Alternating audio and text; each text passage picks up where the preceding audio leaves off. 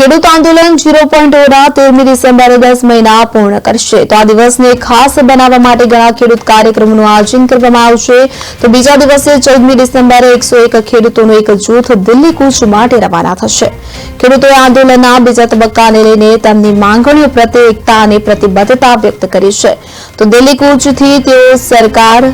પર દબાણ લાવવાનો પ્રયત્ન કરશે અને તેમની સમસ્યાઓને ઉજાગર કરવાનો પણ પ્રયાસ કરશે ખેડૂત સંગઠનો આંદોલનોને મજબૂત કરવા માટે વ્યાપક રણનીતિ તૈયાર કરી રહ્યા છે ત્યારે ખેડૂત નેતા સરવરસિંહ પંઢેરે મીડિયા સાથેની વાતચીતમાં કહ્યું કે હવે ખેડૂતો 14 ડિસેમ્બરે દિલ્હી તરફ કૂચ કરવાના છે ત્યારે તેમણે એમ પણ જણાવ્યું હતું કે તેમના વિરોધને 303 દિવસ પસાર થઈ ગયા છે આ સાથે જ ખેડૂતોના આમરણના તોફાન પણ જે 15મા દિવસમાં પહોંચી ગયા છે અને વધુમાં તેઓએ કહ્યું કે તેઓ આમરણના તોફાનને આવકારશે સાથે જ મંત્રણાને પણ તેઓ આવકારવા માટે તૈયાર છે જો કે હાલ સરકાર દ્વારા હજુ સુધી કોઈ સંપર્ક કરવામાં આવ્યો નથી।